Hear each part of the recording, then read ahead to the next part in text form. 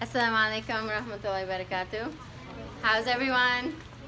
Alhamdulillah. I'm very excited to be here today to speak in front of you. For those of you who don't know me, my name is Sadia Yunus. I'm a licensed marriage and family therapist and motivational speaker. And alhamdulillah, I have the opportunity and the blessing to be able to work with individuals, couples, and families, and so many people in the community. And a lot of times it's mothers and daughters and families who are trying to make things work and make their relationships better and improve. And I'm so happy about this event. It's absolutely beautiful that it's a charity event and all the proceeds are going to be going to Domestic Harmony Foundation. I actually had the privilege of working at Domestic Harmony Foundation when I was trying to get my hours before I became licensed. And so my experience there was absolutely amazing.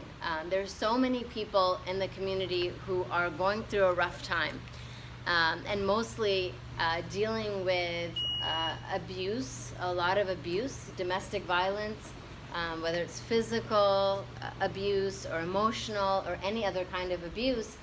And so they're able to turn to Domestic Harmony Foundation for help. And they have so many resources. They have amazing people who work there who are able to help people who are in need. So I'm very excited that this is the company, the nonprofit, the community-based organization that all of you are here today to support. Alhamdulillah. May Allah bless you all. أعوذ بالله من الشيطان الرجيم بسم الله الرحمن الرحيم أشهد أن لا إله إلا الله وحده لا شريك له وأشهد أن محمدا عبده ورسوله رب اشرح لي صدري ويسر لي أمري واحلل عقدة من لساني يفقهوا قولي ربنا زدنا علما. Forgot the most important part, right? Is beginning with the name of Allah and asking Him for blessings and asking Him to help us to make the most of this gathering that we have here together. So I wanted to talk to you about two things, okay? I'm going to try to make this, concise and to the point so that you can take these important points back with you, okay?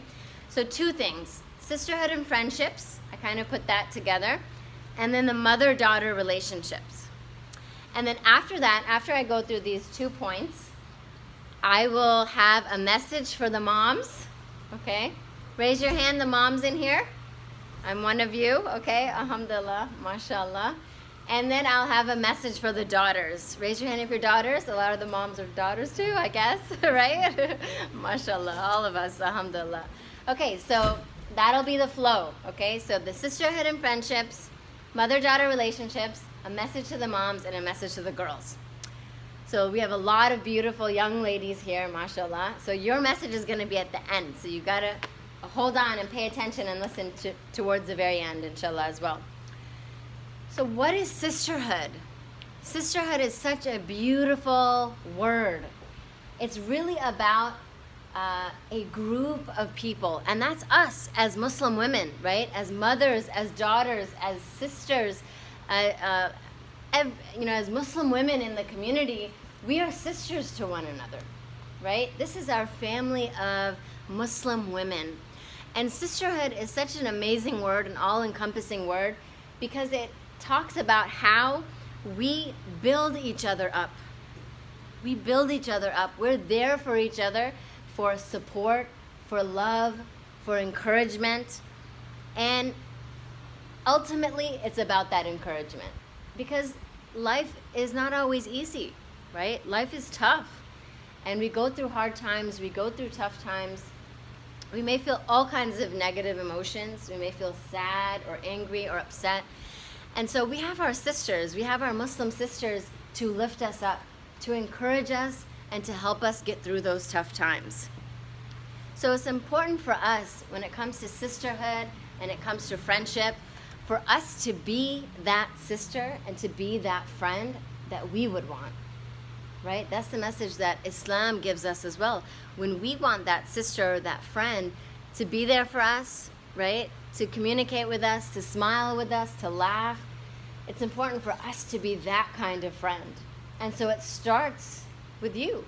It starts with each and every one of you, that what kind of friend, what kind of sister do I want to be? And so it really goes back to realizing as Muslim women, as Muslim young girls, that we have the power. We have the power to choose what kind of person that we want to be in the world. And so when we think about that umbrella of sisterhood, it's that support and love and encouragement. And when we play a part in that, we're contributing to that and in society. And so friendships, sisterhood, a lot of it is based on trust. That's a big word. Trust is a big word, even for us adults. If I ask each and every one of you, what is trust? What would you tell me? Anybody have an idea? What is trust? How would you define it? How would you describe it? Anybody have an idea? Yes? Go ahead. What is trust? A promise. Yep, definitely. When you make a promise, mashallah, thank you for that. Making a promise and keeping it. And so a lot of friendship, a lot of sisterhood is about that. It's about saying, I'll call you tomorrow means I'm going to call you tomorrow. I'm going to be there. I'm going to show up. It means I'm going to show up. And so being able to trust that that person respects you and honors you and is going to value you as a person, and they're going to listen to what you have to say. So the next thing is the mother-daughter relationships, okay? And this, subhanAllah, is such a beautiful one. It's such a beautiful one that we take for granted, okay? Especially maybe the young girls when you're growing up and your mom's telling you to do things and constantly telling you to do things, and we may get annoyed or frustrated or irritated. And so those are the moments where we kind of forget, right? We kind of forget who our mother is and what place that she holds in our lives. And so that mother-daughter relationship is a sacred bond that nobody else shares. It's between a daughter and her mother. It's funny because when I was getting ready for this event, I had to explain to Sakina, she's 2 years old, and she couldn't understand why she wasn't allowed to come with me. I said, it's a mother-daughter event, and it's only for older daughters. She said, I'm your daughter. I said, yes. I felt so bad. I was like, it's for older daughters. This event is for older daughters. She's like, I'm your daughter. And subhanAllah, it really made me think of that, like, alhamdulillah, I have that bond with 2 daughters. It's such a blessing. But just that, it kind of made me visualize that bond between a mother and a daughter. It's something that the mother is a mother to the daughter, and the daughter is a daughter to the mother. Like, it's a certain position, right? It's a certain place of honor that you hold. So the mother was also once a young daughter, right? We're still daughters, but the mother was also once a young daughter, the same age as her daughters today, same age as you girls today. And we forget that. As moms, we forget that, and as daughters, we forget that. You forget that your mom was once your age. And so there's a lot of connection that we can get from that. We can share a lot of stories from when we were your age, a lot of the struggles that we dealt with when we were your age. And in that way, we can become closer to each other. We can increase that or strengthen that bond. And we can come to a place of, wow, you went through that too? That place of really understanding of what you went through as moms. And it's so important as mothers and daughters to spend that one-on-one time together. Because that one-on-one time will give you a chance for that bond to grow. What does that bond look like? Some mothers and daughters, they like to laugh. They like to play. Others, they like to create crafts together, do cupcake bouquets together, mashallah, that we're going to be doing inshallah soon. So it's really about finding out what your bond is about. What does your bond look like as mothers and daughters? And be able to kind of give it maybe a couple of things that you like to do together and then strengthen those. Be able to spend that time strengthening that, or maybe adding more to what you do together. So that was sisterhood and the mother-daughter relationship. Now I want to give a message to the moms, okay?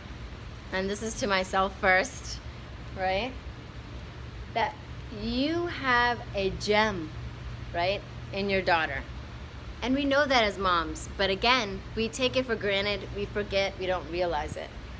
Really such a gem in our daughters, that they're extremely special, extremely important to us. And a lot of times we think about their future, which is important. We think about their future and we worry about where they're going to be, but that makes us miss out on the little moments, right? And the current time that we have with them. I can't tell you how many people that I work with, in session as a therapist, a lot of moms who are focused too much. I don't know if there's such a thing, too much on the future, but too much in the sense that they're missing out on the moment today. So worried about the person that their daughter is going to become, which makes sense. As moms, we worry so much about them. But we miss out on this moment that we have with them. I was speaking to a mom the other day, and I was saying, it's so essential for us to parent from a place of love and not from a place of fear. Because that gets passed on to our daughters. They sense that fear and that anxiety and that worry instead of parenting from that place of love. And I have to remind myself this all the time. I went to work last night, I came back home, and on the way home I was kind of preparing myself of, okay, I'm just going to have fun with my kids. That's it. I'm not going to worry about things. I'm not going to focus on how tired I am. I'm just going to enjoy them. And alhamdulillah, I was able to do that last night, right? We put on a nasheed, we were like swinging around, ring around the rosy, dancing around, whatever. And we had a good time, alhamdulillah. But I'm not always able to do that. I'm focused on worrying so much. And so to the moms, practice that mindfulness and focus on the moment and what you have, because this moment is all we have control over. It's all we have power over. We can't control what's in the future. We can plan for it, prepare for it, but it's really about this moment. So make the most of these moments. You are her role model. You are her role model of strength, of courage, and perseverance. What does that look like? We want our daughters to have these qualities in them, right? We're creating empowered women, right? We're facilitating for them to be empowered, to be strong, to be able to stick up for themselves. And so we are their role models for those qualities, right?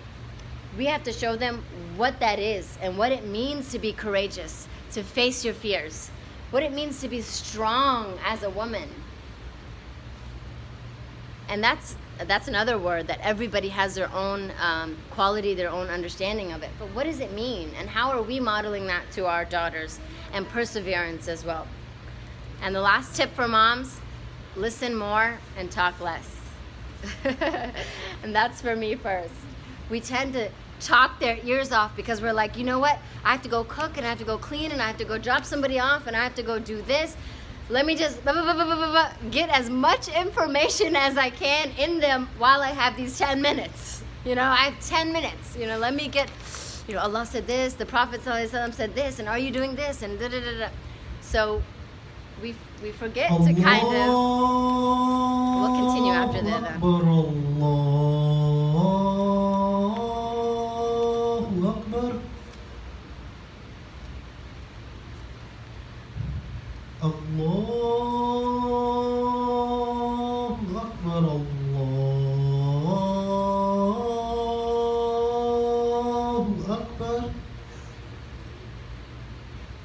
أشهد أن لا إله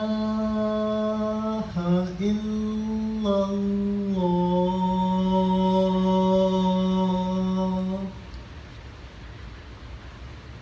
أشهد أن لا إله إلا الله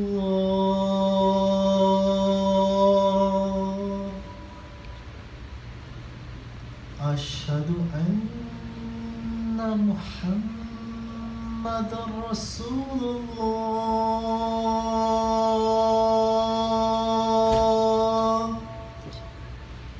أشهد أن محمد رسول الله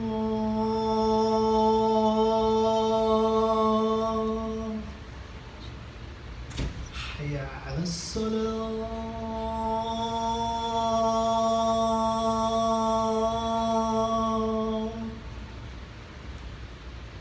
حي على الصلاة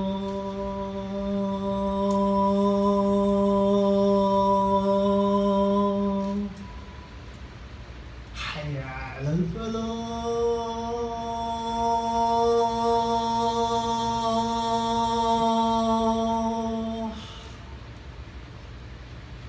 حي على الفلاح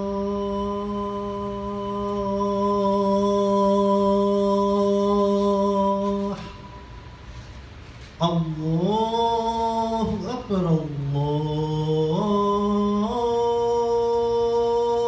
الله أكبر لا إله إلا الله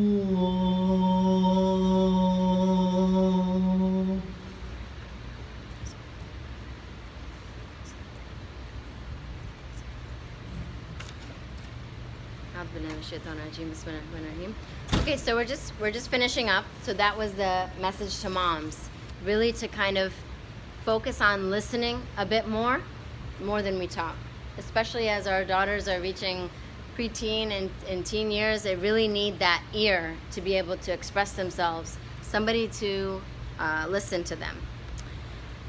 So to the daughters, okay, this is a message for all of you. So the famous Malala, she said, "I raise up my voice, not so I can shout, but so those without a voice can be heard. We cannot succeed when half of us are held back." So this is about that women, young girl, and women's empowerment. And what is that empowerment when we use that big word? It's about being strong and confident and being in control of our lives, making decisions for ourselves, claiming our rights. And as young girls, older girls, women, we have a right to be respected, to be encouraged, to be uplifted, to be taken care of, to be really respected, right? Whether it's our bodies, our minds, our hearts. And so we have to keep this in mind as you're growing up, to always know that about yourself, that you deserve to be respected.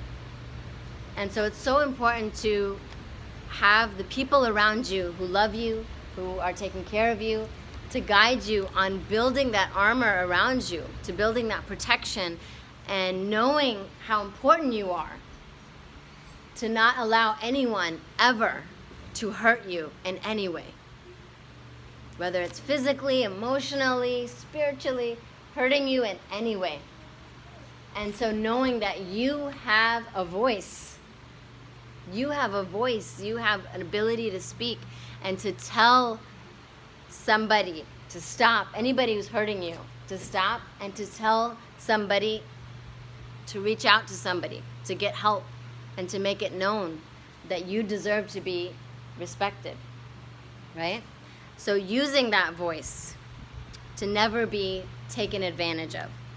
So it's so important for us to stand up for ourselves, whether it's bullying, no matter what it is, anybody saying anything or doing anything to harm us, to stand up for ourselves, to speak up, and to use our voice that we have as empowered young women. So 3 tips for you, for all the girls here. Number 1 is surround yourself with people who encourage you, who believe in you, and who treat you right. Whether it's friends, mentors, teachers, surround yourself with those people. Number 2, get involved in those events and those groups, youth groups, classes, whatever it is, that push you to be the best version of yourself. You know, it helps you to gain communication skills, speaking skills, life skills, whatever it is, to look for those opportunities and to be a part of them. So it helps you to gain some of the skills that we use throughout our lives, you know, no matter what you want to be, you know, when you grow older, whether it's in business or, you know, to own your own business, to become a physician, to be a scientist, no matter what it is, it's about looking for those resources and getting the tools that you need to succeed. And number 3 relates to your mother, the one who's here to spend this time with you and to have a bond with you over cupcakes, right? You have a gift in your mom, just like I told the moms that they have a gem in their daughters. You have a gift in your mom. Learn from her. Spend time with her. Soak in all of the life lessons that she has passed through. She was your age, right? And so she's passed through that time and further. And so soak in those lessons that she can pass on to you. So make sure that you think about that and reflect on that and what she can give to you. And to end it all off, really our ultimate strength, each and every one of us, all of the beautiful, amazing, strong, confident women in this room, mashallah. Our greatest strength is Allah subhanahu wa ta'ala. That no matter what, even if we have amazing people around us, even if we feel strong and confident, our greatest source of strength is Allah subhanahu wa ta'ala. And that's something that we can never let go of. And so when Allah talks about the rope of Allah in the Quran, it really is for us to kind of visualize a rope hanging down, right? We just look up to the ceiling and see that there's a rope hanging down, and this is the rope of Allah. And Allah says when you hold on to that rope, you will get the strength. You will get the willpower to move forward in success in dunya and akhirah. So let's all make sure that we're holding on to that rope of Allah, whether it's learning about Allah more so that we can love Him and so that we can live in His way. We can work on our relationships so that we can strengthen them, right? For the sake of Allah subhanahu wa ta'ala, and we can live happier lives, and so that we can work towards akhirah, so that we can be with Allah and be in the beautiful gardens of bliss in Jannah. And so I ask Allah subhanahu wa ta'ala to bless all of us here who've gathered in the house of Allah to learn about Him and to learn how to be better people. And we ask Him to gather us in a better gathering in Jannatul Firdaus. Ameen. Jazakallah khairan. Subhanakallahumma bihamdik. Nashhadu an la ilaha illa ant. Nastaghfiruka wa natubu ilayk. Subhana rabbika rabbil izzati amma yasifun. Wa salamun ala al-mursaleen. Walhamdulillahi rabbil alameen. Jazakallah khairan. Are there any questions or any... we'll end the video here.